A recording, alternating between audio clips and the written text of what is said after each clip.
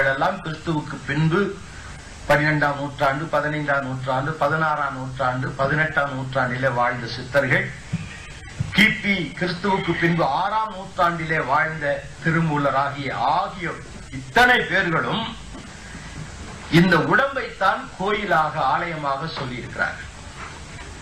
அப்பொழுது நான் யோசித்தேன், கடவுள் எங்கே இருக்கிறார்? கோயிலிலே நாங்கள் சிலைகளை வைத்து வணங்குகிறோமே, அது ஒரு இடமா? தேவன் இருக்கிற இடமா? ஏன் சைவ சித்தர்கள் உடம்பை ஆலயமாக சொல்லுகிறார்கள்? ஏன் இந்த உடம்பிலே ஆண்டவன் இருக்க வேண்டும்?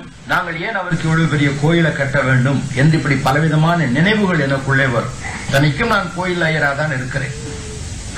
அநேக சனங்கள் வந்து அப்படி நின்று வணங்கும் போது நான் யோசிப்பேன், இவர்களை நாங்கள் தனியா ஒரு தவறான பிழையான வழியிலே நடத்துகிறேனோ என்று எனக்குள்ளே ஒரு குற்ற உணர்வு ஏற்படும். ஏனென்றால் நான் வாசித்த வேதங்கள் இந்த உள்ளத்தை கோயிலாகவும் உடம்பை ஆலயமாகவும் வர்ணித்து சொல்லுகிறது. உள்ளம் பெரும் கோயில், ஊன் உடம்பு ஆலயம், வள்ளல் பெருமானுக்கு வாய் கோபுர வாசல் என்று படித்துவிட்டு, நான் ஏன் ஒரு கையினால் கட்டப்பட்ட கோயிலுக்குள் இருக்கின்ற ஒரு உருவத்தை கடவுள் என்று சொல்லி இந்த ஜனங்களை ஏமாற்ற வேண்டும் என்ற கேள்வி எனக்குள்ளே எழுந்தது. இந்த உடம்புதான் கோயில், இதற்குள்ளே இறைவன் இருக்கிறார் என்று பல சைவ சித்தர்கள் பாடியிருக்கிறார்களே, இத்தனை சைவ சித்தர்களும் சைவத்திற்கு விரோதிகளா? சைவ மார்க்க கடவுள்களை விரோதித்தவர்களா? இல்ல. அப்படியானால் சித்தர்களுக்கு இந்த கேள்வி ஞானம் எப்படி வந்திருக்க வேண்டும்? இதை நான் குறித்து பலவிதமான கேள்விகளை கேட்டதனாலேதான் நான் வெளியேற்றப்பட்டேன். ஆனால் என்னுடைய 34வது வயதிலே நான் கிறிஸ்து இயேசுவை அறிந்து கொள்ளும்படியான ஒரு தருணம் எனக்கு கிடைத்தது. இந்த வேத புத்தகத்தை நான் படிக்க ஆரம்பித்தேன். அதுவரைக்கும் நான் நினைத்தது இந்த வேதம் வெள்ளைக்காரனுடைய வேதம். இயேசு கிறிஸ்து ஒரு வெள்ளையனுடைய தெய்வம், அயல் நாட்டு தெய்வம். கிறிஸ்தவ மார்க்கம் இந்தியாவில கீழ்ச்சாதிகளுக்கென்று ஏற்படுத்தப்பட்ட மார்க்கம் என்று நினைத்திருந்தேன். காரணம், உயர்ந்த சாதிக்காரராகிய சைவர்கள் தாழ்ந்த சாதிக்காரரை கோயிலுக்குள் விடமாட்டார்கள், அவர்களோடு ஒன்றாக பழக மாட்டார்கள், அவர்கள் வீட்டிலே சாப்பிட மாட்டார்கள், அவர்களை பக்கத்திலே அணைத்து தோளிலே கை ஓட மாட்டார்கள். ஆகவே இந்த தாழ்ந்த சாதி மக்கள் மிருகங்கள் போல அந்த நிலைமைக்கு வைக்கப்பட்டிருந்தார்கள். குற்றவியல் செய்வதற்கு அவர்களை அடிமைகளை போல வைத்திருந்தார்கள். பிற்காலத்திலே வெள்ளைக்காரர்கள் இந்தியாவுக்கு வந்த போது இந்த இழிவான நிலைமையை போக்குவதற்கு அறிவு தேவை என்று பள்ளிக்கூடங்களை ஆரம்பித்து எல்லாரையும் படிக்க அழைத்தார்கள். அவர்களுக்கு ஞான போதனை கொடுத்தார்கள், அவர்களுக்கு நாகரிகத்தை கற்றுக் கொடுத்தார்கள். அவர்களும் மனிதர்களே என்று சொல்லி, எங்கள் இயேசு எல்லாரையும் அழைக்கிறார், நீங்களும் வரலாம், எங்களோடு சமமாக இருக்கலாம் என்று அவர்கள் தோளிலே கையை போட்டு ஆண்டவருடைய இயேசுவின் அன்பினால் அழைத்தார்கள். ஆகவே பெருமதிப்புள்ள அநேக மக்கள், தாழ்ந்த சாதி மக்கள் கிறிஸ்து இயேசுவை ஏற்றுக்கொள்வதற்கு அந்த அன்பு ஒரு காரணமாயிருந்தது. ஆகவேதான் இந்தியாவிலே அநேக மக்கள், தாழ்ந்த சாதி மக்கள் கிறிஸ்துவை ஏற்றுக்கொள்கிறார்கள். இந்த இரண்டு காரணங்களினாலும் நான் இயேசுவை என்னுடைய இளம் வயதிலே தேடவில்லை. அவர் வெளிநாட்டு தெய்வம், வெள்ளைக்கார தெய்வம், அவர் நம்ம நாட்டுக்கு தேவையில்லை என்று.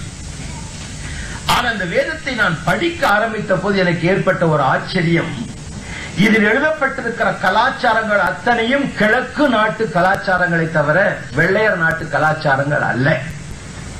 எனக்கு அது ஒரு பெரிய ஆச்சரியமா இருந்தது. இரண்டாவது, இயேசு கிறிஸ்து பிறந்தது ஆசியா கண்டத்தின் மைய பாகமாகிய மத்திய ஆசியாவிலே பிறந்தார். ஆகவே அவர் அந்நிய நாட்டை சேர்ந்தவர் அல்ல, ஆசியா கண்டத்தை சேர்ந்தவர். இந்த வேதத்தில் உள்ள சகல காரியங்களும் ஆசியா கண்டத்தின் மையமாக வைத்து எழுதப்பட்டவை. எனவேதான் இதில் ஏதாவது விஷயம் இருக்க வேண்டும் என்று தொடர்ந்து படிக்க ஆரம்பித்தேன். இறைவனை அறியாத நிலையிலே இறைவனே மக்களுக்கு தன்னை வெளிப்படுத்துகின்ற ஒரு காரியத்தை, இயற்கையின் மூலமாக தன்னை வெளிப்படுத்தின அற்புதத்தை இங்கே கண்டேன். பாவத்தில் முழுவதும் வாழ்கிற ஒரு மனுஷன் தன் சொந்த தபோபலத்தினால், தன் தான தர்மத்தினால், தன்னுடைய கல்வி அறிவினால், தன்னுடைய கடுந்தவத்தினால் இறைவனை அறிந்து கொள்ள இயலாது என்பது சமஸ்கிருத வேதத்தில் சொல்லப்பட்டிருக்கின்ற ஒரு வாசகம்.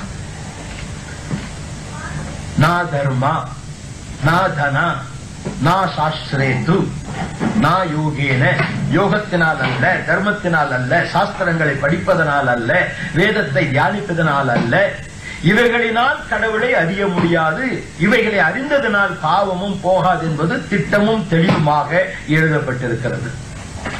இறைவனே வந்து தம்மை நமக்கு அறிவிக்காவிட்டால் பாவத்தில் வாழுகிறவன் இறைவனை காண்பது எப்படி என்ற ஒரு கேள்வி கிபி 12ஆம் நூற்றாண்டில் எழுதப்பட்ட சைவ சித்தாந்தத்தில் கச்சியப்ப சிவாச்சாரியார் என்ற ஞானியினால் கேட்கப்பட்ட ஒரு கேள்வியார். இல்லா அருவாகி நின்றானே யார் அறிவார், தானே உருவாகி தோன்றானேல் உற்று. இறைவன் அருவாக இருக்கின்றானே, அவனை காண முடியாது. இல்லா அருவாகி நின்றானே யார் அறிவார், தானே உருவாகி தோன்றானேல் உற்று. அவராகவே வந்து தம்மை எங்களுக்கு வெளிப்படுத்தாவிட்டால் எங்கள் சித்தறிவிலே, எங்கள் பாவ அறிவிலே அவரை நாங்கள் அறிந்து கொள்ளுதல் இயலாது. ஆகவே இறைவன் உலகத்திற்கு வர வேண்டும் என்ற கேள்வியை சைவ சித்தாந்திகள் எழுப்பினார்கள். இறைவனுக்கு பிறப்பும் இல்லை, இறப்பும் இல்லை, பிறப்பிலி இறப்பிலி என்று வர்ணிக்கப்பட்ட அதே சைவ சித்தாந்திகள் இரவா இன்பத்துள் எமை இருத்தல் வேண்டி பிறவா முதல்வன் பிறந்தான் என்றும் எழுதினார்கள். நித்திய ஜீவனுக்குள் என்னை கொண்டு போய் சேர்ப்பதற்காக பிறக்க வேண்டிய அவசியம் இல்லாத மூலகாரணனாகிய இறைவன் பிறந்தான். உலகத்திலே மனிதனாக பிறந்த வரலாற்றையும் எழுதி வைத்திருக்கிறார்கள். எனவே இறைவன் மனூரு கொண்டு உலகத்திற்கு வந்து தன்னை அவர் காட்டுவதற்கு முன்பு மனிதன் அவனை தொழுது கொள்வதற்கு இறைவனே ஏற்படுத்தின வழிகள், ஒன்று இயற்கை வழி, மற்றொன்று இந்த பைபிளிலே நான் வாசித்தேன். இந்திய நாட்டிலே விக்கிரக வழிபாடுகள் பூர்வ காலத்தில் இருந்ததாக நம்முடைய தமிழ் இலக்கியங்கள் சொல்லவில்லை. சமஸ்கிருத வேதங்கள் வருவதற்கு முன்பு இந்தியா முழுவதும் இருந்தவர்கள் திராவிட மக்கள். ஆகவே அவர்கள் இயற்கையைத்தான் வணங்கினார்கள், முன்னோர்களை வணங்கினார்கள், தங்களை காப்பாற்றின வீரர்களை வணங்கினார்கள், இறந்தவர்களின் ஆவிகள் தங்களுக்கு கெடுதல் செய்துவிடுமோ என்று ஆவிகளை வணங்கினார்கள். இந்த நிலையிலே இந்த திராவிட தமிழனுடைய வாழ்க்கையில் ஏற்பட்ட ஒரு மாறுதல் ஆரியருடைய வருகையினாலே ஏற்பட்டது. எனவேதான் நான் அறிந்த தமிழ் இலக்கியங்களிலே அநேகமாக 10 பரிபாடல், அகநானூறு, புறநானூறு, 50 காப்பியங்கள், தொல்காப்பியம், இவர்கள் எல்லாவற்றையும் நான் படித்திருக்கிறேன். உலக படிப்பை காட்டிலும் வேத படிப்பு எனக்கு அதிகம் உண்டு என்று நான் நிச்சயமாய் சொல்லிக்கொள்ள முடியும். ஏனென்றால் நான் சிறு வயது முதல் வேதங்களை படித்தேன் என்று சொன்னால் சும்மா படிக்கிறேன். சிலர் புண்ணியம் தேடிக்கொள்வதற்காக படிப்பார்கள். வேதத்தை படித்தால் எங்கள் பாவம் போகும் என்று நினைத்து படிப்பார்கள். சிலர் கடமைக்காக படிப்பார்கள், சிலர் படிக்கவே மாட்டார்கள். ஆனால் படிக்கும் பொழுது இந்த படிப்பதனால் எனக்கு என்ன லாபம் என்று நினைத்து படிக்கிறவர்களும் உண்டு. அப்படி படித்தவர்களில் நான் ஒருவர். இந்த வேதத்தை படிப்பதனால் எனக்கு என்ன லாபம்? ஆக வேதத்தை படிக்க படிக்க நான் கண்டது, தேவன் மனிதனாக உலகத்திற்கு வர வேண்டும் என்ற சைவ சித்தாந்த கோட்பாட்டின்படி உலகத்திற்கு வந்தவர் யார்? பைபிளை படித்தேன். திராவிட மக்களுக்கு ஆதி காலத்தில் உருவ வழிபாடுகள் இல்லை. ஆனால் சுமேரியா கண்டம் என்று அழைக்கப்பட்ட சிந்து சமவெளியாகிய ஆசியா கண்டத்திலே வாழ்ந்த மூதாதையர்களில் ஒருவராகிய ஆபிரகாம், அவருடைய வழித்தோன்றலாகிய யாக்கோபு ஒரு நாள் பிரயாணமாய் போகையில் இரவு நேரத்திலே நித்திரை வந்தபடியினாலே படுத்தார். தலையணை இல்லை. ஆகவே ஒரு கல்லை எடுத்து தலைகீழே வைத்து நித்திரை கொண்டார். காலையிலே ஒரு சொப்பனத்தை பார்த்தார். வானம் திறந்திருக்கிறதையும் தேவன் அங்கே நிற்கிறதையும் ஒரு வல்லமையான அதிசயத்தை பார்த்து, தேவதூதர்கள் ஏறுகிறதையும் இறங்குகிறதையும் பார்த்து தன் மனதிலே பிரமித்தவராகி அதிகாலையிலே விழித்தெழுந்தவுடன் அவர் செய்த முதல் காரியம், இந்த இடம், நான் படுத்திருந்த இந்த இடம் மகா பயங்கரமான இடம், இது கடவுள் இருக்கிற இடம் என்று சொல்லி அந்த இடத்தை ஞாபகப்படுத்துவதற்காக தன் தலையின் கீழ் வைத்திருந்த கல்லை எடுத்து அதை தூணாக நிறுத்தி அதன் மீது எண்ணெய் வார்த்து இது கோயில் என்று சொன்னார். ஆலயம் தொழுவது சாலமும் நன்று என்று நமது முன்னோர்கள் சொல்லியிருக்கிறார். ஏன் ஆலயம் தொழ வேண்டும்? அந்த ஆலயத்தில் எங்களுக்கு என்ன நன்மை இருக்கிறது? ஒரு கல்லை நட்டி எண்ணெய் வார்த்தது இந்த வேதத்திலே குறிப்பிடப்பட்டிருக்கிறது. அதே நிலையிலே மனிதர்களை ஆண்டவன் வைக்கவில்லை. மோசையின் காலத்திலே நீங்கள் கல்லை நட்டு வணங்கினது பானம் என்று சொல்லி ஒரு ஆசரிப்பு கூடாரத்தை போடும்படியாக பணிக்கிறார். இந்த கூடாரத்தை எந்த முறையில அமைக்க வேண்டும், மூலஸ்தானம், பிரகாரம், சுற்றுப்புறம், பலிபீடம் எல்லாவற்றையும் சொல்லிக் கொடுத்து இந்த விதமாக அமைக்க வேண்டும் என்று சொல்லி ஒரு கூடாரத்தை அமைத்துக் கொடுத்தார். அதிலே வழிபாடுகள் நடந்தன. பிற்பாடு இஸ்ரவேலருக்கு என்று ஒரு ராஜ்யம் ஏற்பட்ட போது, தாவீதின் காலத்துக்கு அடுத்தபடியாக ஒரு மகன் ராஜாவாக வந்த போது, எருசலேம் என்ற இடத்திலே எனக்கு ஒரு தேவாலயத்தை கட்டு என்று ஒரு கட்டடம் கட்டச் சொன்னார். தேவன் சொன்ன அமைப்பின்படி அந்த ஆலய கட்டடம் கட்டப்பட்டது. இந்த ஆலயம் கட்டப்பட்ட பிற்பாடு அதை ஆசாரியர்களாகிய பூசாரிகள் கையிலே ஒப்புக் கொடுத்தார்கள். அங்கே பூசை நடந்தது. எல்லா விதமான காரியங்களும், நியாயப்பிரமாணங்களும், சாஸ்திரங்களும் கை கொள்ளப்பட்டன. ஆனால் கடவுள் மறக்கப்பட்டார். கோயிலை தங்களுடைய வியாபார ஸ்தலமாக மாற்றினார்கள். கோயில் கொள்ளையர்களின் கூடாரமாக மாறியது. அங்கே பணம் எப்படி சம்பாதிப்பது, ஜனங்களை எப்படி வஞ்சிப்பது, இதில் தான் அவர்கள் தீவிரமாக இருந்தார்கள். ஆகவே இடைக்காலத்திலே தேவனாகிய கர்த்தர் தீர்க்கதரிசிகளை கொண்டு சொன்னார், மனிதன் கையினால் கட்டப்பட்ட கோயிலிலே நான் வாசம் பண்ணுகிறது இல்லை என்று. அப்படியானால் ஆண்டவரே எங்கே இருக்கிறீர், நீர் எங்கே தங்கி இருக்கிறீர்? இப்பொழுது சொன்னால் தாங்க மாட்டீர்கள், பரிசுத்த ஆவியான் வரும்பொழுது உங்களை சகல சத்தியத்துக்குள்ள நடத்துவார் என்று இயேசு சொல்லி போனார். அதுபோல் ஆவியானவர் ஊற்றப்பட்ட போது அந்த ஆவியானவர் சொன்னார், உங்கள் சரீரங்களே தேவனுடைய ஆலயமாயிருக்கிறது. ஒருவன் இந்த ஆலயத்தை கெடுத்தால் தேவன் அவனை கெடுப்பார். தேவனுடைய ஆலயம் பரிசுத்தமாயிருக்கிறது, நீங்களே என்னுடைய ஆலயம் என்று சரீரத்தை, மனித சரீரத்தை தேவன் தமது ஆலயமாக மாற்றி அமைக்கிற ஒரு விந்தையை பார்க்கிறோம். என்னுடைய வாழ்க்கையிலே நான் பலவிதமான அனுபவங்களுக்குள் சென்று கடைசியில தற்கொலை செய்து கொள்வதற்காக ஓடினவன். அந்த தற்கொலை செய்து கொள்வதற்கு சற்று முன்பதாக நான் கேட்ட ஒரு வசனம், பாவங்களை மறைக்கிறவன் வாழ்வடைய மாட்டான் என்று. இது புதிதாக இருந்தபடியினாலே இது என்ன வார்த்தை என்று கேட்கலாம் என்று நான் தற்கொலை முயற்சியை கைவிட்டு அந்த ரயில்வே ஸ்டேஷனில் இறங்கி தண்டவாளத்தில் நடந்து நான் கேட்ட அந்த வசனம் எங்கே என்று பார்த்த போது அது ஒரு ஹை ஸ்கூலுடைய பின்பக்கத்தில் விளையாடும் இடம், ஃபுட்பால் கிரவுண்டில் ஒரு கூட்டம். தூரத்தில் இருந்து பார்த்தேன், அது கிறிஸ்தவ கூட்டமா இருந்தது. அதனால பக்கத்தில் போக எனக்கு மனம் இல்லை. தூரத்திலே ஒரு மரத்தின் அடியிலே நிழலிலே யாரும் தெரியாதபடி மறைந்து கொண்டு நின்று என்ன சொல்லுகிறார்கள் என்று கேட்க ஆரம்பித்தேன். அங்கே பிரசங்கித்தவர் பாவத்தை குறித்து கண்டித்து பிரசங்கித்தார். பாவம் இன்னது என்பதை வெட்ட வெளிச்சமாக சொன்னார். நாங்கள் எதையெல்லாம் பரவாயில்லை என்று நீங்கள் வாழ்க்கையிலே சவாலிக்கிறோமோ அவையெல்லாம் பாவமாக எடுத்து காண்பித்தார். இத்தனை பாவங்களையும் செய்து கொண்டு நான் பூசாரியாய் இருந்திருக்கிறேன், பக்திமானாய் இருந்திருக்கிறேன், வேதங்களை படித்திருக்கிறேன், எல்லா பண்டிகைகளையும் கொண்டாடி இருக்கிறேன், சகல அனுஷ்டானங்களையும் அனுஷ்டித்திருக்கிறேன். அப்படியானால் அவர் சொன்ன ஒரு காரியம், தேவன் எங்கும் இல்லை, உன்னுடைய உடம்பில தான் இருக்கிறார், நீதான் அவருடைய கோயில் என்று சொன்னார். ஆடி போய்விட்டேன். காரணம், நான் இதற்கு முன் படித்த சைவ சித்தாந்த சித்தர்கள் எல்லாம் இந்த உடம்பே கோயில் என்று சொன்ன போது எனக்கு அது உரைக்கவில்லை. எப்படி இந்த உடம்பிலே கடவுள் இருப்பார்? அப்படியானால் கடவுளை நான் எங்கள் படத்திலேயும் உருவத்திலேயும் சிலையிலையும் வைத்திருக்கிறோம். இந்த கேள்வி எனக்குள் இருந்தது. இந்த உடம்பு ஆலயமானால் அந்த உடம்புக்கு நாங்கள் கொடுக்கிற கணம் என்ன? யோசித்து பாருங்க. நீங்கள் கிறிஸ்தவர்களோ சைவர்களோ முஸ்லிம்களோ யாரோ, கடவுளை நம்புகிறவர்களோ நம்பாதவர்களோ, எனக்கு அதை பற்றி தெரியாது. உங்கள் முகங்கள் கூட எனக்கு தெரியவில்லை. காரணம், 2 பிரகாசமான வெளிச்சம் என் கண்களை பூச செய்கிறபடினாலே ஏதோ ஒரு இருட்டுக்கு பேசுற மாதிரி தான் இருக்கு. நீங்கள் யாரா இருந்தாலும் சிந்தித்து பாருங்க. ஒரு கிறிஸ்தவன் கோயில், இது ஒரு கோயில் என்று வச்சுக்கொள்ளலாம். நீங்க எல்லாரும் கூடி ஆண்டவர் தொழுது கொள்ள வந்திருக்கிறோம். 4 சுவர்களால் கட்டப்பட்ட ஒரு இடம்.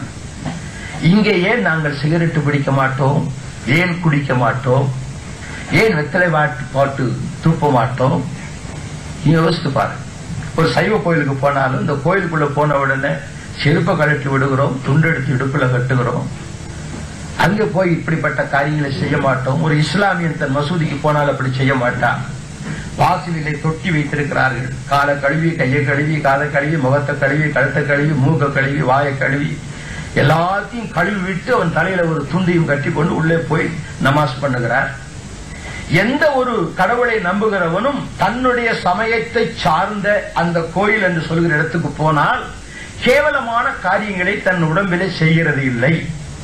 ஆனால் அந்த இடத்தை விட்டு வெளிக்கிட்ட உடனே அவன் ஒரு சிகரெட்டை பற்ற வைக்கிறான், அது ஒரு கேவலமான காரியத்தை செய்கிறான். அப்படியானால் இந்த கடவுளை நாங்கள் எங்கே வைத்திருக்கிறோம்? எங்கள் உடம்பாகிய கோயிலிலே கடவுளை வைக்காதபடி அவரை பிடித்து ஒரு கட்டடத்துக்குள்ளே ஒரு படத்துக்குள்ளே வைத்துவிட்டு இங்கேயே இரும், எனக்குள் வந்துவிட வேண்டாம் என்று சொல்லி எங்கள் மனம் போல வாழ்வதற்காக, அதே நேரத்தில் கடவுளையும் நம்புகிறதற்கு அடையாளமாக ஒரு கோயிலை கட்டி அங்கே உருவத்தை வைத்து ஒரு சிலுவையை வைத்து தான் இருக்கிறோமே தவிர எங்கள் உடம்பிலே தெய்வத்தை சுமந்து திரிகிற அனுபவத்தை நாங்கள் பெற்றுக் கொள்ளவில்லை. அப்படியானால் ஆலயத்தின் சம்பூரணம் என்று சொல்லும் பொழுது நாங்கள் இந்த சரீரமாகிய ஆலயத்திலே சம்பூரணத்தை கண்டு திருப்தியாக வேண்டும். இந்த ஆலயத்தின் சம்பூரணத்தினாலே அப்ப தேவன் மனிதனுடைய சரீரத்தை ஆசீர்வதித்து அவனுக்குள் வசிக்க விரும்புகிறார். ஆனால் பிசாசு, அதாவது தேவனுக்கு எதிர்த்த சக்தி, தேவனிடத்தில் வருவதற்கு எங்களை தடை செய்கிற ஒரு சக்தி இருக்கிறது, அதான் பிசாசுன்னு சொல்றோம் இல்லையா? அந்த பிசாசுடைய வேலை என்ன? இந்த தேவனால் உண்டாக்கப்பட்ட சரீரத்தை அழிக்க வேண்டும். சம்பூர்ண திருப்தியோடு மனிதன் வாழக்கூடாது. அவன் அவஸ்தைப்பட்டு கவலைப்பட்டு கண் கலங்கி பெருமூச்சு விட்டு ஐயோ ஐயோ என்று சாக வேண்டும். அவன் சரீரத்திலையும் வருத்தங்களை அனுபவிக்க வேண்டும். செத்த பின்னாலும் அவன் ஆத்மத்திலே நித்திய நரகத்திலே வேதனைப்பட வேண்டும். தன்னோடு கூட தேவ சாயலில் உண்டாக்கப்பட்ட, தேவனால் உண்டாக்கப்பட்ட மனிதர்கள் அவர்கள் சரீரத்திலும் ஆத்மத்திலும் தன்னோடு கூட அந்த எரி நரகத்திலே பங்கடைய வேண்டும் என்று தனக்காக நியமிக்கப்பட்ட நரகத்திலே தேவ சாயலை பெற்ற சரீரங்களை கொண்டு போக வேண்டும் என்பதே அந்த பிசாசுடைய விருப்பம். இயேசு ஒரு முறை சொன்னார், வாசியுங்கள், யோவான் எழுதின சுவிசேஷம் 10ஆம் அதிகாரத்திலே, யோவான் எழுதின சுவிசேஷம் 10ஆம் அதிகாரத்திலே 141வது பக்கம், புதிய ஏற்பாட்டிலே 4ஆம் வசனத்திலிருந்து படிக்கும். அவன் தன்னுடைய ஆடுகளை வெளியே விட்ட பின்பு அவைகளுக்கு முன்பாக நடந்து போகிறான். ஆடுகள் அவன் சத்தத்தை அறிந்திருக்கிறபடியினால் அவனுக்கு பின் செல்லுகிறது. அந்நியருடைய சத்தத்தை அறியாதபடியினால் அவைகள் அந்நியருக்கு பின் செல்லாமல் அவனை விட்டோடி போம் என்றார். இந்த உவமையை இயேசு அவர்களுடனே சொன்னார். அவர்களோ அவர் சொன்னவர்களின் கருத்தை அறியவில்லை. ஒரு நல்ல கருத்துள்ள ஒரு காரியத்தை இயேசு சொன்னார். ஜனங்களுக்கு அந்த கருத்தை அறிந்து கொள்ள முடியவில்லை. ஆதலால் இயேசு மறுபடியும் என்ன சொன்னாராம்? அவர்களை நோக்கி, நானே ஆடுகளுக்கு வாசல் என்று மெய்யாகவே மெய்யாகவே உங்களுக்கு சொல்லுகிறேன். எனக்கு முன்னே வந்தவர்கள் எல்லாரும் கள்ளரும் கொள்ளைக்காரருமாய் இருக்கிறார்கள். ஆடுகள் அவர்களுக்கு செவி கொடுக்கவில்லை. எனக்கு முன்னே வந்தவர்கள் கள்ளரும் கொள்ளைக்காரர்கள். ஔவையார் பாடலிலே ஒரு பாடல் கவனிக்கத்தக்கது. உலகில் பிறந்த முன்னோர் ஓதிய கலைகள் எல்லாம் நிலையதாம் சோதி தன்னை நிஜமதாய் சொல்லவில்லை. பல பல பேதமாய் பங்கமாய் கூறு செய்து அலகை போல் பொய்யை பேசி ஆறு நரகு அழிந்து போனார். உலகத்திலே பிறந்த முன்னோர்கள் என்று சொல்லுகிறோம், அவர்களெல்லாம் உண்மையான சோதியை சொல்லாதபடி பல பல பேதகங்கள், வித்தியாசமான கருத்துக்களை சொல்லி பொய்யை பேசி, அதுவும் அலகை போல் பொய்யை பேசி, அழகு என்றால் பிசாசு, சாத்தானை போல் பொய்யை பேசி எல்லாரையும் நரகத்தின் மக்களாக மாற்றினார்கள். இயேசு சொல்லுகிறார், எனக்கு முன்னே வந்தவர்கள் எல்லாரும் கள்ளரும் கொள்ளைக்காரருமா இருக்கிறார். கள்ளனும் கொள்ளைக்காரனும் என்ன செய்வான்? இருக்கிறத எடுத்துக்கொண்டு போவான். என் உடலின் சுகத்தை எடுத்துக்கொண்டு போகிறான். இதற்கு என்ன செய்கிறான்? நல்லா குடியப்பா, குடி, குடிச்சா நல்லது, டம்பர், உடம்பு வலியெல்லாம் போகணும்னா குடி. மனக்கவலை வந்தா குடி, மனக்கவலை போக்குவதற்கு குடி. காரணம், இந்த படங்கள்ல கதாநாயகனுக்கு மனக்கவலை வந்த உடனே அடுத்த சீன் என்ன காய்ப்பான் தெரியுமா? ஒரு போத்துல ஊத்தி கொண்டிருப்பான். இத பார்த்த உடனே நம்ம ஆட்களும், ஓ கவலை வந்தா இப்படித்தான் செய்யணும் போல இருக்குன்னு ஒரு போத்தல் வாங்கி ஊத்துவார். இவருக்கு மனக்கவலை, ஒத்துக்கொள்ளுகிறேன், மனக்கவலைக்கு குடிச்சா மனக்கவலை போகும், ஒத்துக்கொண்டு சரி குடிங்க, குடிக்கட்டும். அவருடைய மனுஷிக்கு ஒரு மனக்கவலை, புருஷன் குடிக்கிறாரேன்னு மனக்கவலை. இல்ல எந்த மனுஷியாயிலும் என் புருஷன் மாதிரி உன் புருஷனால குடிக்க முடியுமா அப்படின்னு கேட்பான். இல்ல என் புருஷன் குடிக்கிறது என்ன ஸ்டைலா குடிக்கிறார் தெரியுமா? அப்படி எந்த மனுஷியாகிலும் தன் புருஷன் குடிக்கிறத பாராட்டுவாளோ, பாராட்டி இருக்கிறாளோ? யோசிச்சு சொல்லுங்க. எந்த மனுஷிக்கும் தன் புருஷன் குடிச்சு விட்டு வாயில மணக்க வர்றானே, ஏ அப்பா என்ன மனன்னு சொல்லி ஒரு முத்தமா கொடுக்கிறார், அருள் இருக்கிறார், தூரப்படார். மனுஷிக்கு அது பெருமையில், அவளுக்கு மனக்கலவா, ஐயோ என் புருஷன் குடிச்சு தன்னுடைய ஈரலை வேக வைக்கிறானே. இயேசு கிறிஸ்துவை ஏற்றுக்கொண்ட ஒருத்தராகிலும், நான் இயேசுவை ஏற்றுக்கொண்ட பின்னாலதான் சிகரெட் பிடிக்க ஆரம்பிச்சேன், இயேசுவை ஏற்றுக்கொண்ட பின்னாலதான் குடிக்க ஆரம்பிச்சேன், இயேசுவை ஏற்றுக்கொண்ட பின்னாலதான் விபச்சாரம் செய்ய ஆரம்பிச்சேன், இயேசுவை ஏற்றுக்கொண்ட பின்னால்தான் களவு செய்ய ஆரம்பிச்சேன், யாராவது சாட்சி கொடுத்திருக்காங்களா? இல்லைங்க. பாவத்திலே வாழ்கிற ஒருவன் நான் இயேசுவை ஏற்றுக்கொண்ட பின்னாலே பாவத்திலிருந்து விடுதலை பெற்று சமாதானத்துடன் சந்தோஷத்தோடு வாழ்கிறேன் என்று சாட்சி கொடுக்கிறவர்கள் ஏராளம் உண்டு. சொல்லுங்க பார்க்கலாம், இந்த கூட்டத்தில் எத்தனை பேர் இயேசுவை ஏற்றுக்கொண்டா என் வாழ்க்கை மாறிச்சு, சந்தோஷமா சமாதானமா இருக்கிறேன், அவங்க மாத்திரம் கை வைத்து காட்டுறாங்க. இயேசு ஏற்றுக்கொள்றது ஒரு மதத்தை மாத்துறது இல்லைங்க. அநேக பிழையான கருத்தை சொல்றாங்க. மதம் மாறுறான். மதத்தை கண்டுபிடித்தவன் மதத்தை விட்டு மாறினா அவங்க எப்படி?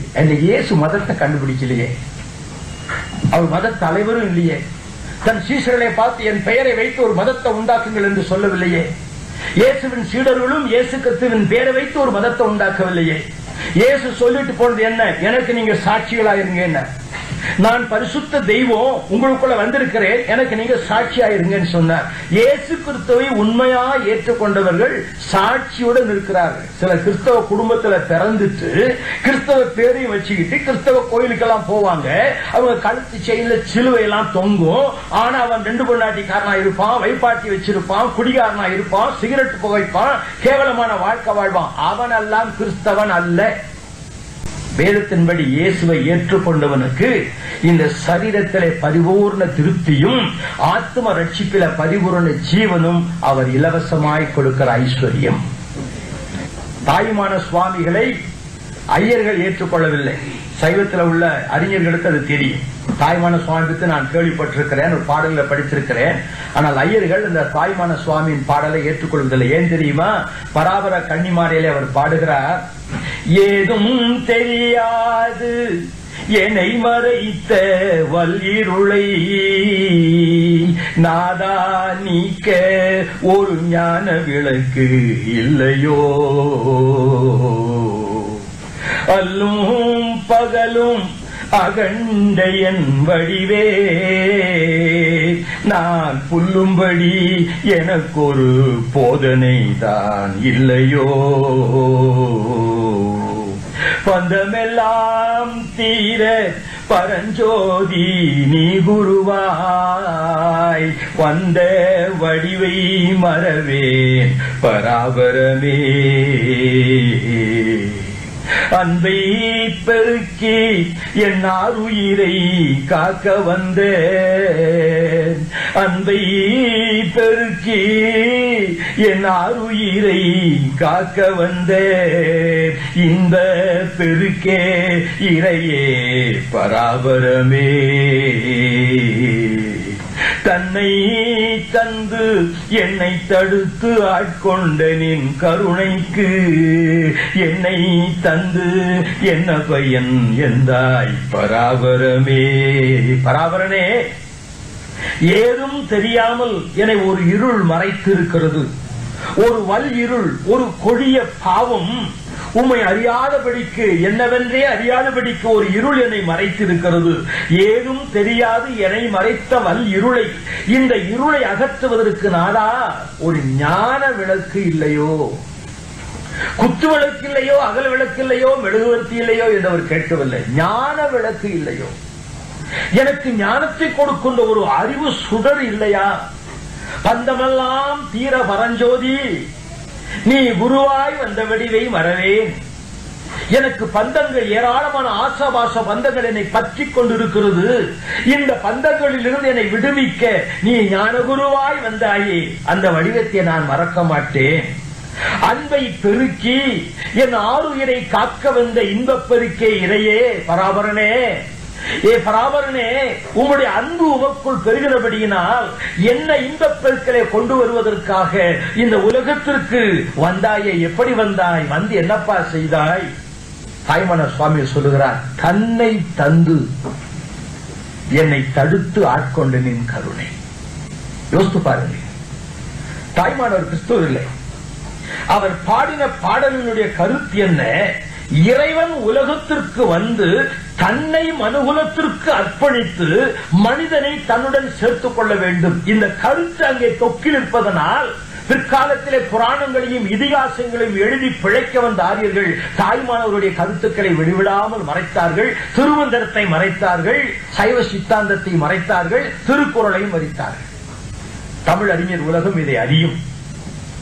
திராவிடக் கழகம் என்ற ஒன்று ஏற்பட்டு 1950 வருடங்களுக்கு பிற்பாடுதான் பெரியாருடைய பெயரெல்லாம் நன்றாக பிரபலியமான போதுதான் திருக்குறளை தமிழர் வேதம் என்று சொல்ல ஆரம்பித்தார். அது வரைக்கும் திருக்குறள் யாருக்கும் தெரியாது, சைவ சித்தாந்தம் தெரியாது. ஏதோ 2 தேவாரம் மாதிரி சிலதை படிச்சு வச்சுக்கொண்டு நாங்கள் எல்லாம் தெரிந்து விட்ட மாதிரி இருக்கக்கூடாது. சைவ சித்தாந்தத்தினுடைய அடிப்படை நோக்கமே ஒரு மனிதன், ஒரு மனுஷி, ஒரு உலகம். அது தேவனுடைய பழத்தை சாப்பிட வேண்டாம் என்று சொல்லி சாப்பிட்டதனாலே பாவம் வந்தது. ஆகவே தேவனே அவர்களுக்காக கிருபை செய்து தவக்கோலத்தில் தன்னை காட்டி, பலிக்கோலத்தில் காட்டி, அவர்கள் உடம்புக்குள் தான் தெய்வமாக, அவர்கள் ஆலயமாக இருக்க வேண்டும் என்ற திட்டத்தை சைவ சித்தாந்தம் வெளிப்படுத்துகிறது. 12 சூத்திரத்திலே, சிவஞான போதத்திலே நீங்கள் அந்த கருத்தை காணலாம். இவைகளை ஏன் இன்றைக்கு சைவ மடங்களிலே போதிக்கிறது இல்லை? ஏன் தமிழ் பாடங்களிலே இந்த சைவ நூல்கள் பிள்ளைகளுக்கு பாடமாக வைக்கப்படவில்லை? இவை எல்லாவற்றையும் நாங்கள் எழுப்பினால் ஏதோ சைவ மதத்துக்கே நாங்கள் துரோகம் செய்கிற மாதிரி ஒரு பெயரை உண்டாக்குறார்களே தவிர சைவ மார்க்கத்தில் தமிழ் கூறும் சைவம் எது? பிராமணர் கூறும் சைவத்தில் தான் இன்றைக்கு நாங்கள் இருக்கிறோம். தமிழ் கூறும் சைவம் எது? இறைவன் உருவெடுத்து வந்து தவக்கோலத்தில் மனுமக்களை ரட்சிக்கிறார். குரு உருவம் கொண்டு இக்குவலயத்தில் தோன்றி பறையிருளை நீக்கும் பரன் என்று கந்தர் அனுபூதியிலே இறைவன் குருவாக வருவதை குறித்து சொல்லியிருக்கிறார். வணங்குவாய் சகசோதி ஒருவனாகி மா நிலத்தை ஒரு நொடியில் வகுத்து மண்ணில் குணமான மனிதனை படைத்து பின்பு குவலயத்தில் தான் உதித்து குருவாய் நின்று சனமான சம்சாரம் ஒன்றில்லாமல் சன்னியாசி போல் இருந்து தவத்தை காட்டி அன்பான சித்தர்களை அமைத்து விட்டு அகந்தவளம் சென்றவரை அண்டுவாயே என்று அகஸ்தியர் ஞானத்திலே பாடியிருக்கிறாரே, அந்த ஞான குருவைத்தான் நாங்கள் சொல்லுகிறோம்.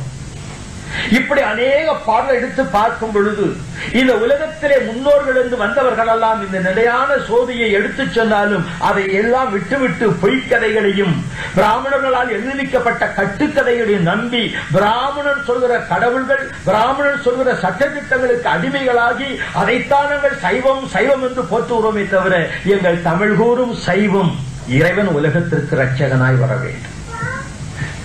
ஐம்புல வேடரின் அயர்ந்தனை வளர்ந்தன தம்முதல் உருவமாய் தவத்தினில் உணர்த்த விட்டு அந்நிய மின்மையில் அரண்கடல் செழுமை என்பது சிவஞான போதத்தின் 8ஆம் சூத்திரம். சிவஞான போதம் என்பது மெய்கண்ட சாத்திரத்துக்கு முதுகெலும்பு போன்றது, அந்த சிவஞான போதத்துக்கே முதுகெலும்பு போன்றது இந்த 8ஆம் சூத்திரம். ஐம்புல வேடரின் இந்த மெய்வாய் கண்மூக்கு செவி என்ற 5 புலன்களாக வேடர்களுக்குள்ளே ஆத்மா அயர்ந்து கிடக்கிறது, செத்து கிடக்கிறது. தம்முதல் குருவும் தவக்கோலத்திலே பலிக்கோலத்திலே தன்னை அவனை உணர்த்துகிறார். அவன் உணர்வு பெற்றதனால் இனி அந்நியம் இந்த இறைவனுக்கும் ஆத்மாவுக்கும் அந்நியம் இல்லை, அவள் அரண்களில் செல்லும் என்று முடிக்கின்றார்.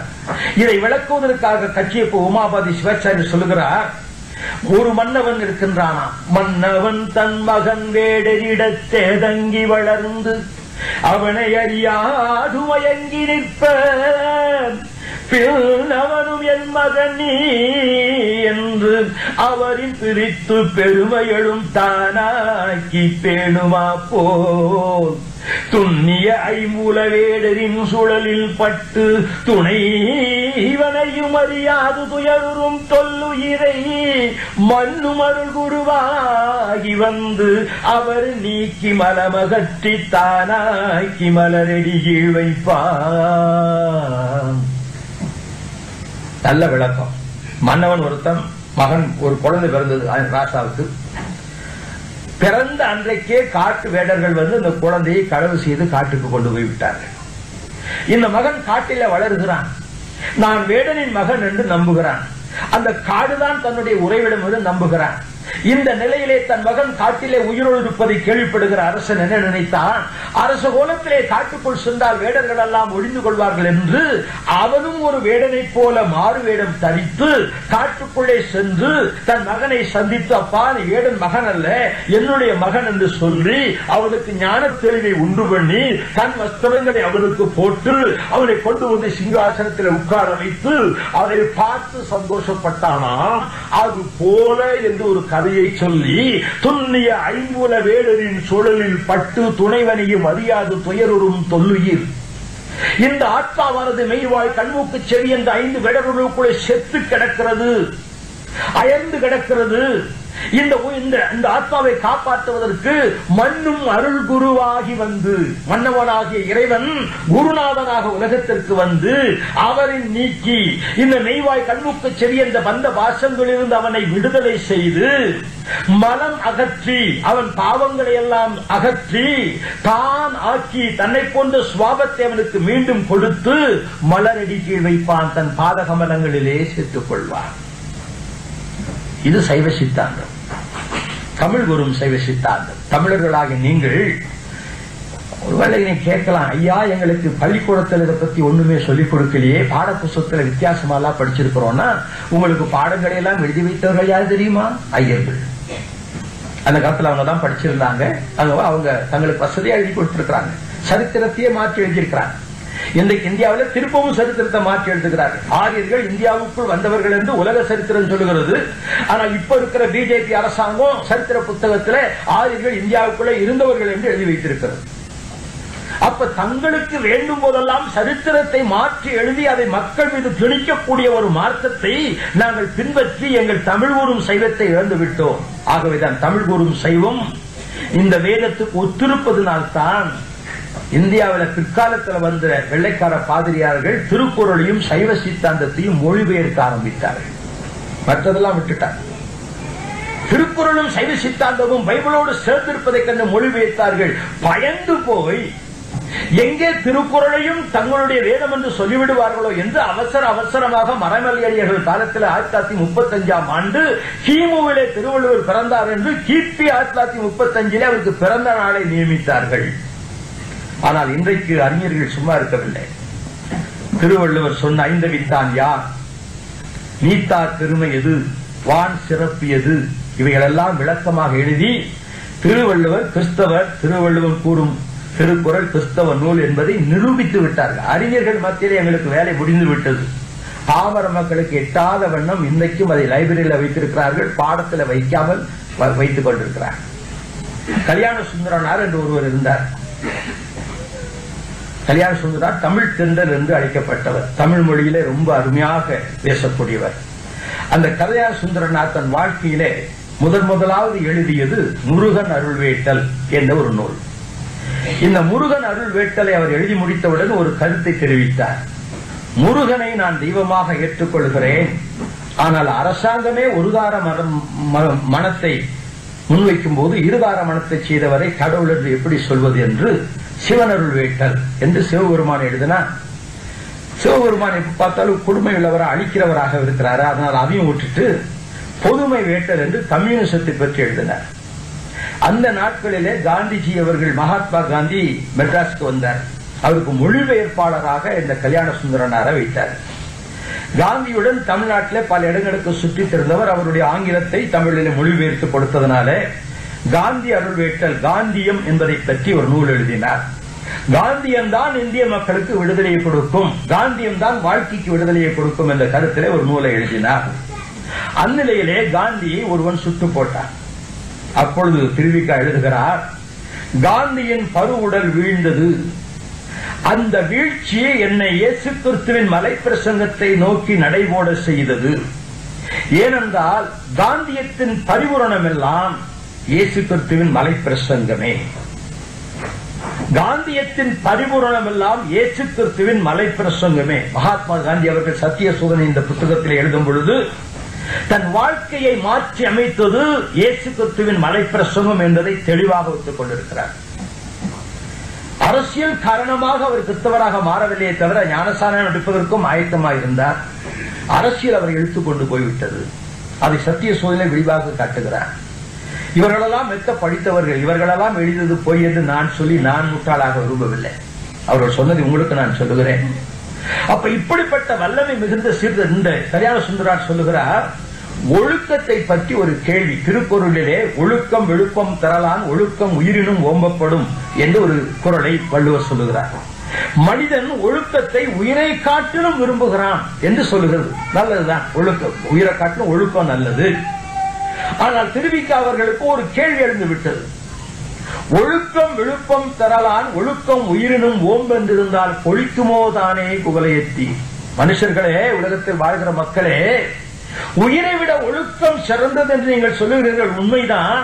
நீங்கள் விரும்புகிறதுனாலே உங்களுக்கு ஒழுக்கம் வந்து விடுமா என்று கேட்கிறேன். நான் விரும்புறேன் ஐயா ஒழுக்கத்தை, எனக்கு ஒழுக்கம் இல்லையே. நல்லது செய்ய வேண்டும் என்று நினைக்கிறேன், முடியவில்லையே. சிகரெட் பத்த வைக்க கூட நினைக்கிறேன், முடியவில்லையே. குடிக்கக்கூடாது நினைக்கிறேன், முடியவில்லையே. எனக்குள் ஒழுக்கம் வரவில்லையே. நான் விரும்புகிறேன், ஆனால் எனக்குள் வரவில்லையே. ஏன்? திருவிக்கா பதில் சொல்லுகிறார், ஒழுக்க உருவாம் இயேசுவை உண்ணி உளத்தொழுதால் அழுக்கை கழுவும் ஒழுக்கம் மலர்ந்திடுமே. ஒழுக்கத்திற்கு உருவாக இயேசு கிறிஸ்துவை கல்யாண சுந்தரனார், அவர் கிறிஸ்தவர் அல்ல, அவர் சைவர். அவர் ஒழுக்கத்துக்கு உருவாக ஏன் ஒரு பரமசிவனையோ பார்வதியோ வேறு யாரே சொல்லக்கூடாதா? ஏன் இயேசு கிறிஸ்துவை சொல்ல வேண்டும்? நான் இப்படி சில காரியங்கள் எல்லாம் என்னுடைய வாழ்க்கையின் ஆரம்பத்தில் நான் கேட்டிருக்கிறேன். இறைவனை குறித்தறியும் பொழுது என்னுடைய இந்திய நாட்டினுடைய ராணுவ மந்திரியாக இருந்த கிறிஸ்தவ மேனருடைய மைத்துனர் சுதாகர் என்பவர் சமஸ்கிருதத்தில் MA பட்டம் பெற்றவர். அவருடைய ஆசிரியர் இருந்தவர் டாக்டர் ராதாகிருஷ்ணன், முன்னாள் ஜனாதிபதியாக இருந்தவர். டாக்டர் ராதாகிருஷ்ணன் தமிழ்நாட்டில் உள்ள ஊரிஸ் கல்லூரியிலே புரொஃபஸராக இருந்தவர், அங்கேயே படித்தவர். அவருடைய மாணவன் ஆகிய சுதாகர், இவர் ஜனாதிபதி ஆகுவதற்கு முன்பு அவரை சந்தித்து, ஐயா நான் உங்களுடைய மாணவன், நீங்கள் ஜனாதிபதியாக மாறிவிட்டால் உங்களை நாங்கள் நேரில் வந்து பார்ப்பது கஷ்டம், ஆகினால இப்பொழுது நீங்கள் எனக்கு ஏதாவது வாழ்க்கைக்கு ஒரு நல்ல வாழ்க்கை வாழ்வதற்கு ஒரு வழியை காட்டிவிட்டு போங்கள் என்று கேட்டார். டாக்டர் ராதாகிருஷ்ணன் ஒரு பெரிய பிலாசபர், தத்துவ ஞானி, ஏராளமான புத்தகங்கள் எழுதியிருக்கிறார், அறிவாளி. ஆகவே அவர் கொஞ்ச நேரம் அப்படியே யோசித்து விட்டு தன்னுடைய புத்தக அலமாரியிலிருந்து ஒரு புதிய ஏற்பாட்டை எடுத்து இந்த சுதாகர் கையில கொடுத்திருக்கிறார். இது நீங்க வாசிங்க, உங்க வாழ்க்கை நல்லா இருக்கும். டாக்டர் ராதாகிருஷ்ணன் கிறிஸ்தவர் அல்ல, அவர் இந்து சமய தத்துவங்களை பற்றி எழுதின ஒரு பெரிய பேராசிரியர். ஆனால் ஒரு மனிதன் கேட்கும் போது அவருக்கு வேறு ஒரு புத்தகத்தை கொடுக்காமல் ஏன் புதிய ஏற்பாட்டை கொடுக்க வேண்டும்? இந்த புதிய ஏற்பாட்டை வாங்கி கொண்டு போன மனிதன் வீட்டுல போய் முதல் பக்கத்தை திருப்பினார், படிக்க ஆரம்பிச்சார். ஆபிரகாமின் குமாரனாகிய தாவீதின் குமாரனான இயேசு கிறிஸ்துவின் வம்ச வரலாறு. ஆபிரகாம் ஈசாக்கை பெற்றான், ஈசாக்கு யாக்கோவை பெற்றான், யாக்கோபு யூதாவையும் அவன் சகோதரரையும் பெற்றான், யூதா பாரேசையும் சாராவையும் தாமார் இடத்துல பெற்றான், பாரேஸ் எஸ்ரோமை பெற்றான், எஸ்ரோம் ஆராமனை பெற்றான். இதெல்லாம் படிச்சுட்டு வந்து மூடி வச்சுட்டு இதுதான் சத்தியம், இதுதான் சத்தியம் குதிச்சார். நாங்க எத்தனையோ பிரசங்கம் செய்யறோம், இதெல்லாம் ஒருத்தனும் ரட்சிக்கப்பட மாட்டேன்றான். ஆனா இவன் அவனை பெற்றான், அவன் இவனை பெற்றான் எழுதுன படிச்சுட்டு ஒருத்தன் ரட்சிக்கப்பட்டானா? இது கொஞ்சம் சிந்திக்க வேண்டிய காரியம் இல்லையா? யாராவது இதை படிச்சுட்டு ரட்சிக்கப்படுவாங்களா? அவர் ஒரு முறை பூனாவில பிரசங்கம் செய்யும் போது தான் எப்படி ரட்சிக்கப்பட்ட இந்த சாட்சியை சொன்னார். அது சொல்லிட்டு அவர் சொன்னாரு, நான் பகவத்கீதையோட பக்தன், பகவத்கீதை எனக்கு தாய், பைபிள் எனக்கு தகப்பன் என்று சொல்லக்கூடியவர் அவர். இந்த மனுஷன் சொன்னார், ஏன் இந்த முதலாம் அதிகாரத்தை படிச்சுட்டு நான் இது சத்தியம் ஏற்றுக்கொண்டேன்னா, நான் படித்த பகவத்கீதையில கிருஷ்ணனுக்கு அப்பா வாசுதேவன், வாசுதேவனுக்கு அப்பா யாருன்னு எழுதல. ராமாயணத்துல ராமனுக்கு அப்பா தசரதன், தசரனுக்கு அப்பா யாருன்னு எழுதல. ஆனா இதுல ஆதாம்ல இருந்து எல்லாம் எழுதி இருக்குது. ஆகவே இதுதான் சத்தியம். தீர்மானம் பாருங்க, ஒரு மனுஷன் எடுக்கிற தீர்மானம். ஆராய்ச்சி நடுவில் ஒரு பெரிய படித்த ஞானி சொல்லுகிறார், MA வாங்கினவர் சொல்லுகிறார். அப்ப இவர்களெல்லாம் முட்டாள்களா? இவர்களெல்லாம் அறிவில்லாதபடி சமயம் அறிவிட்டார்களா? இல்லை. தேவன் சிலரை கிருபையாக ரட்சிக்கிறார். படிப்பே தெரியாத ஒருவன், ஒரு குடியானவன், மனைவி கொண்டு வந்த கஞ்சியை கொடுத்து விட்டு மறுபடியும் ஏறு விடுவதற்கு போருக்கு முன்பு மரத்துக்கடியில் உட்கார்ந்து இருக்கிறான். அவனுக்கு ஒரு ஆன்மீக வாரம், ஆண்டவனே நான் செத்தா எங்க போவேன்னு தெரியலையே, நான் எந்த சாமியை கும்பிடுவேன்னு சொல்லி அவன் கலங்கி கொண்டிருக்கும் வேளையிலே மணலிலே அவன் கை கீறி கொண்டிருந்ததான். அவன் ஏதோ கீறி வச்சிருக்கிறான். அந்த நேரம் படிச்ச பையன் ஒருவன் வந்து பார்த்துட்டு, என்ன இயேசுன்னு கீறி வச்சிருக்கிறீங்களேன்னு கேட்டான். இயேசுவா? எனக்கு தான் படிக்கவே தெரியாத, எழுத்தே தெரியாத, நீங்க கீறி இருக்கிறது இயேசுதாங்க அப்படின்னா. தேவன் ஒரு அறியாத படிப்பறியாத மனுஷனுக்கு அவன் விரலை கொண்டு தான் தேவன் என்பதை வெளிப்படுத்தக்கூடும். எத்தனை வகையிலே கர்த்தர் இந்த உலகத்தில் உள்ள மக்களை ரட்சிக்கிறார். அருமையானவர்களே, அதிபூரணமான இந்த கிருபையின் சம்பூர்ணம், அந்த கிருபையின் சம்பூர்ணம் உங்களுக்கு உண்டாயிருக்க வேண்டும் என்று அவர் எழுதி கொண்டு வருகிறார். இன்னொரு வசனத்தை படிப்போம்.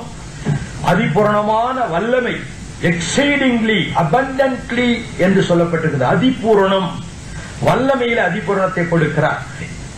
நிசிகேதன் என்ற ஒருவன் தன் தகப்பனாகிய வஜஸ்ரவாஜா என்பவன் தன் ஆஸ்திகளை எல்லாம் ஒவ்வொரு கடவுளுக்கு அர்ப்பணித்துக் கொண்டிருக்கும் போது இவன் கேட்கிறான், என்ன யாருக்கு கொடுக்க போகிறீர், என்ன யாருக்கு தொந்தரவு செய்கிறான், உன்னை யமனுக்கு கொடுக்க போகிறேன் என்று தகப்பன் சொல்லிவிட்டான். இந்த வஜஸ்ரவாஜனுடைய மகன் உடனே நிசிகேதன் போய்விட்டான் யமலோகத்துக்கு. யமன் அங்கே இல்ல, 3 நாள் கழித்து வருகிறார்.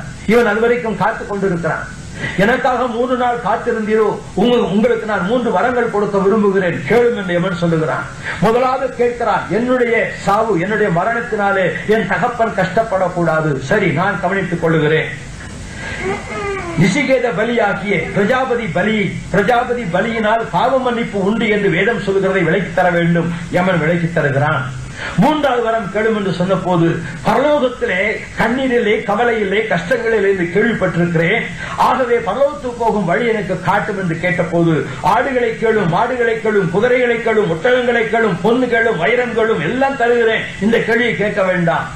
நிசிகேதன் சொல்லுகிறார், இந்த காரியங்கள் எல்லாம் நான் கேட்கிற கேள்விக்கு சமானம் அல்ல, நித்தியத்துக்கு போகிற வழி எனக்கு காட்டும் என்று கேட்கிறான். முடிவில் யமன் சொல்லுகிறான், எனக்கே தெரியாத வழியை உமக்கு இப்படி சொல்லித்தர முடியும். மரணத்துக்கு நித்திய ஜீவனுக்கு போற வழி தெரியாது. மரணத்தை வென்றவருக்குத்தான் தெரியும். மரணத்தை தன் மரணத்தினால் வென்ற இயேசு கிறிஸ்துவுக்கு தெரியும். நான் போய் உங்களுக்கு ஒரு வாசஸ்தலத்தை ஆயத்தம் பண்ணுகிறேன், நான் வந்து உங்களை நான் இருக்கும் இடத்துக்கு கூட்டிக் கொண்டு செல்வேன் என்று சொன்னாரே, அந்த நம்பிக்கை, அந்த பரிபூரண பிரவேசம் இன்னதென்ற நம்பிக்கையை எங்களுக்குள் கொடுத்திருக்கின்றார். தேவனுடைய ஆலயமாக இந்த சரீரத்தில் எத்தனை நன்மைகளை கொடுக்கிறார். பரிபூரண ஜீவனை கொடுக்கிறார், சம்பூர்ண திருப்தியை கொடுக்கிறார், சம்பூர்ண கிருபையை கொடுக்கிறார், அதிபூரண வல்லமையை கொடுக்கிறார். முடிவிலே சரீரம் அடித்தால் நித்தியத்துக்குள்ள பிரவேசிப்பது கூட பரிபூரணமான நம்பிக்கையை கொடுக்கிறார். இந்த இயேசு கிறிஸ்துவை தாங்கள் அறிவிக்கிறோம். இயேசு கிறிஸ்துவை ஏற்றுக்கொண்டவர்களுக்கு இந்த கிருபை உண்டு, மனமாறுதல் உண்டு, வாழ்க்கையிலே வல்லமை வெற்றி உண்டு, பாவத்திலே வெற்றி உண்டு. இன்னைக்கு எத்தனை லட்சம் ரூபாய் கொடுத்தாலும் என்னால ஒரு சிகரெட்டை போய்க்க மாட்டேன். காரணம் என்னன்னா, அந்த பாவத்துல வெற்றியை இயேசு கொடுத்திருக்கிறார். சொல்ல முடியுமா உங்களால? ஒரு காலத்துல நண்பர்கள்ட்ட பந்தயம் கட்டுவாங்க, 3 மணி நேரம் புகைக்காம இருந்தா 100 ரூபான்னு பந்தயம் கட்டுவாங்க. நானும் 100 ரூபாய்க்கு ஆசைப்பட்டு ஓமன்னு சொல்லி கடைசியில நான் தான் 100 ரூபாய் இழப்பேன். 3 மணி நேரம் கூட புகைக்காமல் இருக்க முடியாது. குடி, எப்போதும் குடி. டாக்டர் சொன்னாங்க, கொஞ்சம் கொஞ்சமா விடுங்கோ, கொஞ்சம் கொஞ்சமா புடிச்சிட்டு வாங்க, இல்லைன்னா அப்படியே ஆடிடுவீங்க. இந்த இயேசுவை ஏற்றுக்கொண்ட நாள் உன்னுடைய சரீரம் தேவனுடைய ஆலயம் என்று கேள்விப்பட்டவுடனே உதறல் ஆரம்பிச்சது.